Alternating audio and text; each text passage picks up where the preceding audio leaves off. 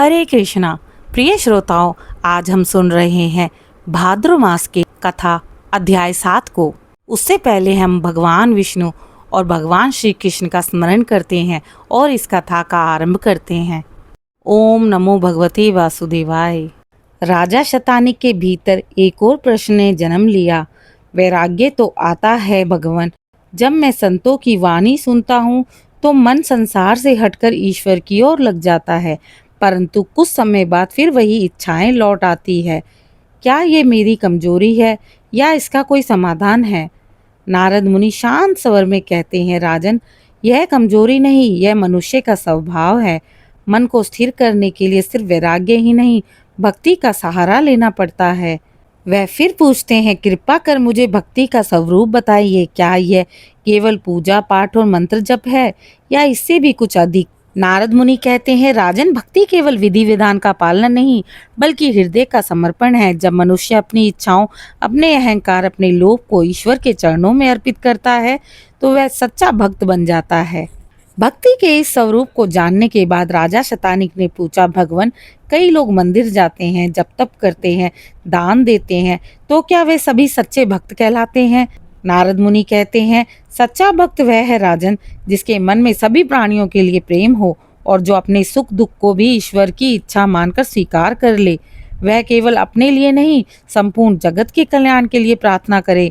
उसका हृदय अहंकार से रहित हो और उसकी वाणी में मधुरता और सत्य का वास हो।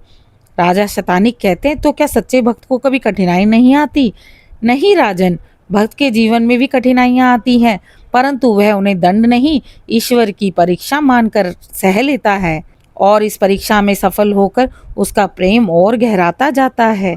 याद रखना, सच्चा भक्त वह है जो हर परिस्थितियों में खड़ा रहे।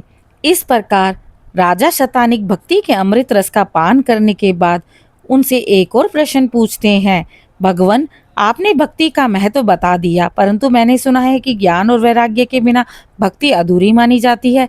क्या ये सत्य है? नारद मुनि कहते हैं, राजन, भक्ति, ज्ञान और वैराग्य ये तीनों ऐसे हैं जैसे एक ही नदी की तीन धाराएं जो अंत में मोक्ष के सागर में मिल जाती है। भक्ति हृदय को कोमल बनाती है, ज्ञान बुद्धि को शुद्ध कर देता है और वैराग्य इंद्रिय को संयमित करता है। राजा शतानिक इन रहस्यों को जानने के बाद एक और जिज्ञासा प्रकट करते हैं कि भगवान, मुक्ति की बातें मैं अक्सर सुनता हूँ, परंतु इसका स्वरूप और अनुभव मेरी समझ से परे है। कृपया कर इसे स्पष्ट कीजिए। नारद मुनि कहते हैं, राजन, यह प्रश्न बड़ा गूढ़ है, किंतु इसका उत्तर सरल भी है।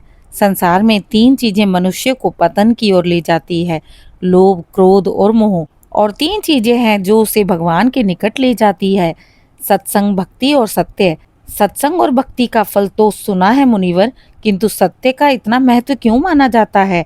राजा शतानिक बड़ी विनम्रता से नारद जी से पूछते हैं। नारद कहते हैं, राजन, सत्य ही वह दीपक है जो अंधकार में मार्ग दिखाता है।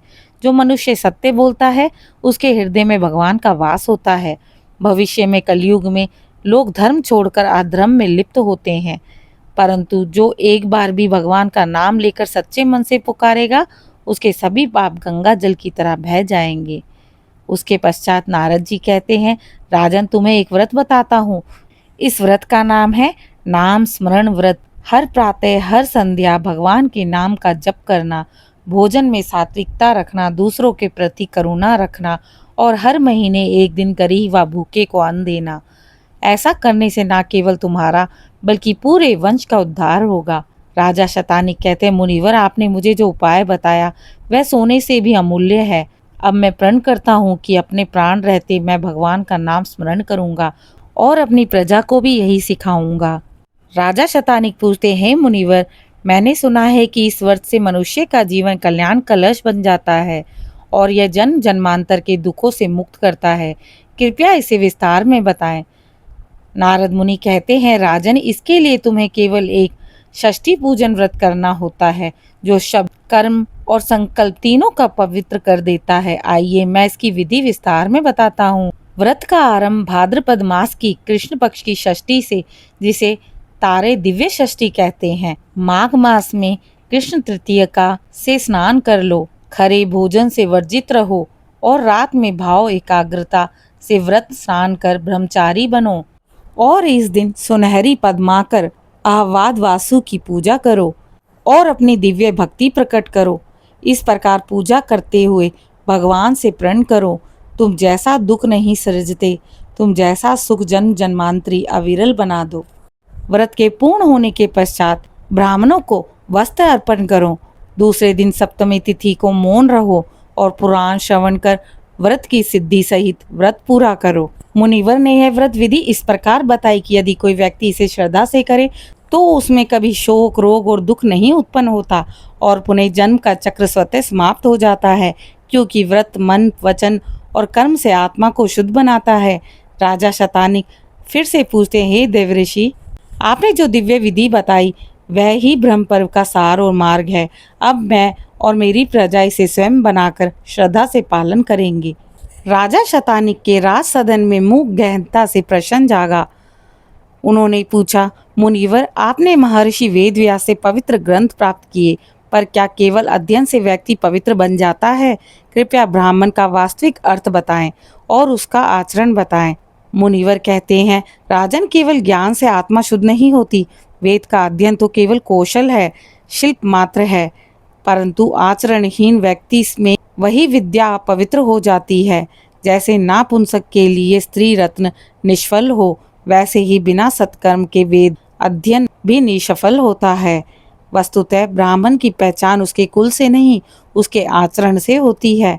न्याय मार्गी शास्त्रकारों का वचन है, आचारहीनना ना पुनन्ति वेदा। आचारहीनना ना पुनन्ति वेदा। वेद उनमें शुद्धता नहीं ला सकते। राजा शतानिक पूछते हैं, तो क्या यह आचरणहीन ब्राह्मण जो सभी संस्कार से परिपूर्ण हो लेकिन हिंसक और कपटी हो, वह वास्तविक रूप में ब्राह्मण नहीं कहलाता?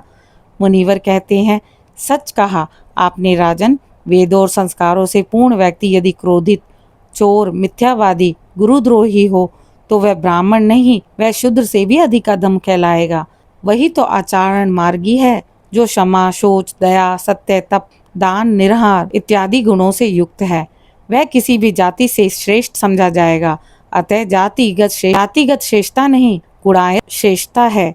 आगे राजा शतानिक पूछते हैं, हे देवऋषि, आपने अनेक लोग देखे हैं, अनंत धर्म शास्त्रों का श्रवण किया है, कृपया बताइए कलयुग में धर्म कैसे बचेगा? जब लोग यज्ञ, दान और तप से विमुख हो जाएंगे, तब सत्य कौन सजोएगा? नारद मुनि कहते हैं, राजन, कलयुग में धर्म का एक ही आधार रहेगा, भगवान नाम स्मरण और सत्संग। जो भी व्यक्ति हरि के नाम से प्रेम करेगा वही पाप से मुक्त हो पाएगा।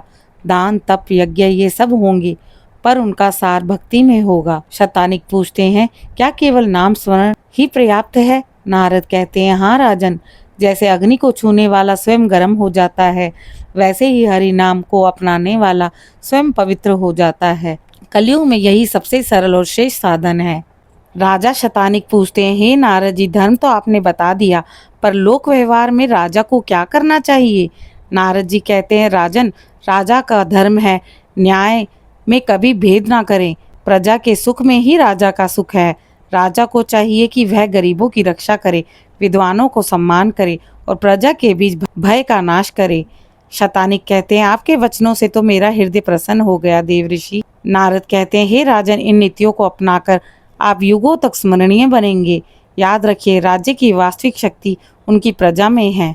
इस प्रकार नारद मुनि ने राजा शतानिक को धर्म, भक्ति और लोक कल्याण के अनमोल सूत्र प्रदान किए। ये वचन आज भी उतने ही सत्य हैं, क्योंकि धर्म और न्याय कभी पुराने नहीं होते। इस कथा अध्याय में मेरे साथ अंत तक बने रहने के लिए आप सभी श्रोताओं का धन्यवाद। कल सुनेंगे अगले अध्याय को।